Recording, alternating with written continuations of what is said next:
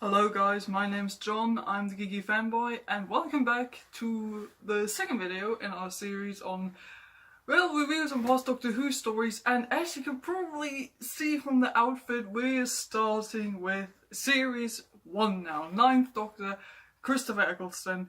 And I'm gonna come right off and say it from the very beginning, Christopher Eccleston is my favorite Doctor, so yeah, 9, my Doctor, so I'm pretty excited that I get to wear my cosplay.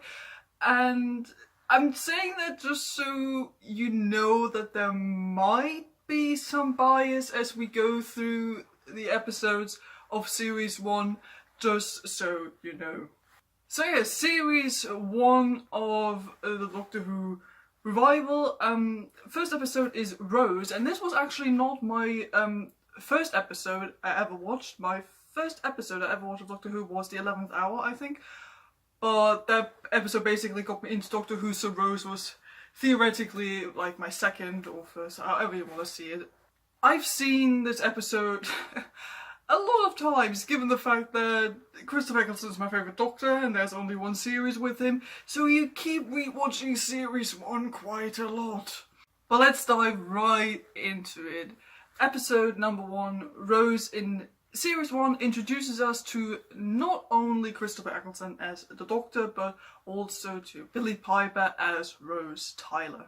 So I'm going to talk about Rose Tyler first before I get too excited to talk about the Ninth Doctor. I like Rose Tyler a lot. I probably, off the bat, I'd say she might be my second or third favourite companion. So when I initially watched her, I was quite fond of her, even though, as I now came to realise on some rewatches of this episode, that, she isn't always quite nice or fair in her treatment of other people, especially Mickey at the end. But in general, I like her. I like that she's very outspoken, while she still tries to be what means tries to. She is very compassionate and tries to keep everyone in mind. But then there is the thing with Mickey at the end of the episode, which is, granted, if you think about it, probably realistic or how a lot of us would react, but it's also a bit bitchy, to use that word, to say, yeah, thanks for nothing, basically, and I'm gonna go off with this other man now. But I still like Rose a lot, especially in this episode, because she is very curious, so she asks the right questions. We get to know not only her, but we get to know the Doctor through her perspective. I like how active she is within the episode, that she not only tries to figure out what happens to the Doctor, but she also tries to figure out what's happening around her in general, with her, what happens to her, and also the other people, so that the mystery still kind of goes on even when we're only with Rose. And I also like that towards the end of the episode, she's also the one who helps to save the day, and she helps by saving the Doctor, basically. Now, I must admit, personally, I don't think that Rose is not at her best in her very first episode, which is understandable, I think, because it's the very first episode and every character still needs to be established and has to find themselves a bit. But I honestly think it's a strong start for Rose in this first episode, even though I've seen that there's this thing that people either really, really like her or they really don't. And yeah, I just have to say that I'm on the side of people who do like her. I like her a bit more in later episodes, but I think this initial first episode is a good start for her. So, Christopher Eccleston as the Doctor, Ninth Doctor. I said it, my favourite Doctor, and you can just understand why, I think, from this very first episode. Basically the first scene, the first moment we see him, where he just grabs Rose's hand and says run, and they run down the corridor, and he just makes a really bad joke when he pulls up the arm. See, arm isn't, it's just so perfect. When he also has this kind of babbling going on that the Doctor just has in general, but just the sassy, straight up way Christopher Eccleston has about it when he plays the Doctor. When she, you know, I'm gonna blow up your workplace, but I'll be fine. You just go along and have your nice beans on toast. I just really enjoy watching him. There's this kind of enthusiastic energy about him, but you also already see in this very first episode there's a very serious and maybe a bit of a broken side to him, especially when he talks to the consciousness at the end, and they mention the war, even though you might not already know what's going on there. But I like that we already touch upon this like serious and darker side of the Doctor. And I also enjoy that you can see this when he like pulls off the head from Mickey's clone and basically just ignores the fact that he might have killed this guy right now, or at least fails to mention that, oh no, he's actually not dead, they probably kept him alive because they need a copy. And he just completely forgets about this. So yeah, I just really like Christopher Eccleston as Doctor. We're probably gonna hear a lot more about me gushing about Ninth Doctor as we go through series 1, but let's just leave it this for now. It's a very good introduction to not only Christopher Eccleston's very specific Doctor, but also to the Doctor in general. I think that you can see that there is this weird, you know, eccentric character about him, but someone who is still very fascinating and nice and very interesting to talk to. And there's just this one thing every Doctor kind of has that draws you in, where you just want to know, oh, who is this person? So the rest of the episode, I like that we have the Autons as like our first villains. I didn't know when I watched this episode for the very first time that the Autons were like classic Who villains. But I already got the sense that, oh, those are some villains that seem to have been established already, because I did know that, you know, Doctor Who had a long past and all that, but I didn't know that the Autons were from those older episodes. But I think it was a very good idea to take the Autons as the villains in this episode, because they are good for those people who were already familiar with classic Who, I think. And they're also very interesting and terrifying for people who have not been into Doctor Who before and now watch this. And it's a concept that's quite easy to understand and then still terrifying and frightening to watch when it's on screen. Regarding like the research that happens in the episode, not just regarding the Autons, but also regarding the Doctor, every time I rewatch this episode, I completely forget that Rose goes and talks to that guy.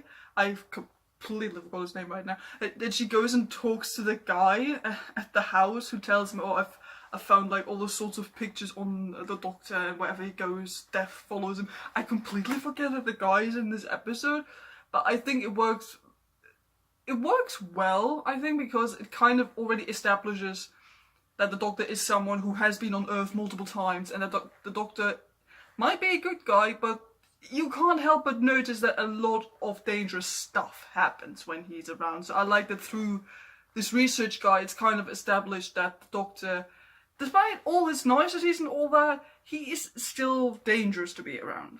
So yeah, as you can probably gather from my enthusiasm, I like this episode a lot. Sure, there's, as with almost every Doctor Who episode, there's a bit of kitsch and cliche and weird stuff and all that.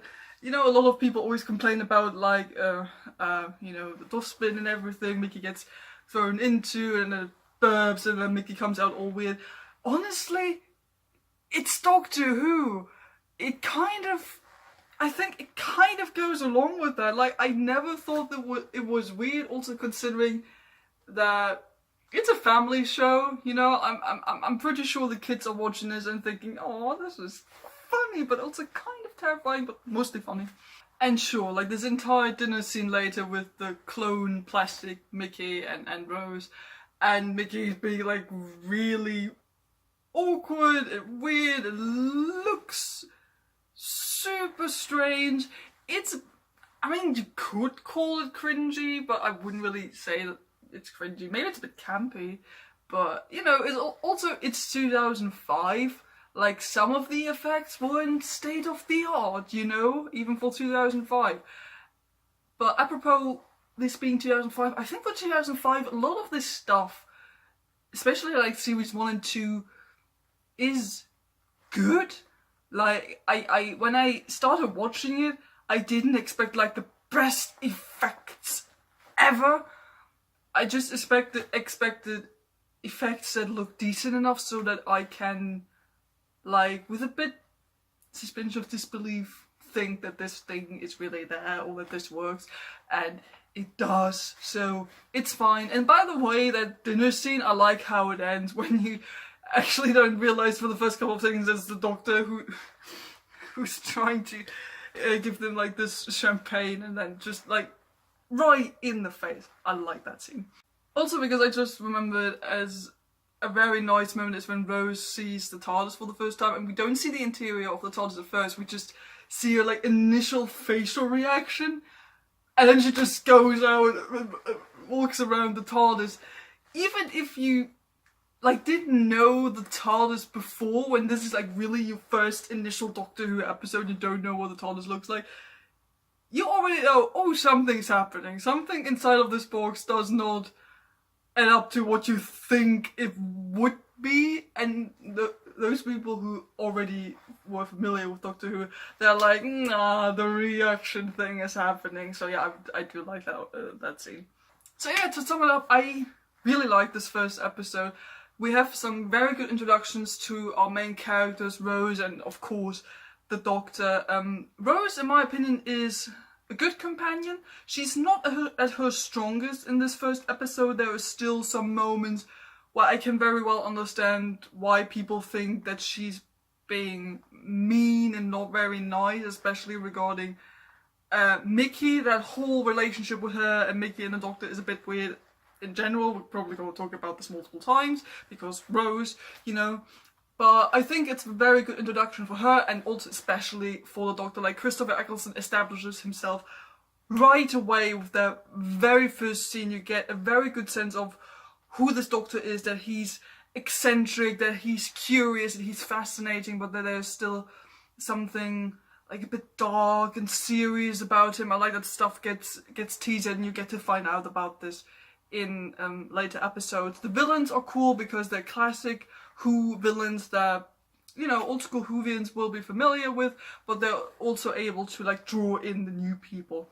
So yeah, that's my review of Rose.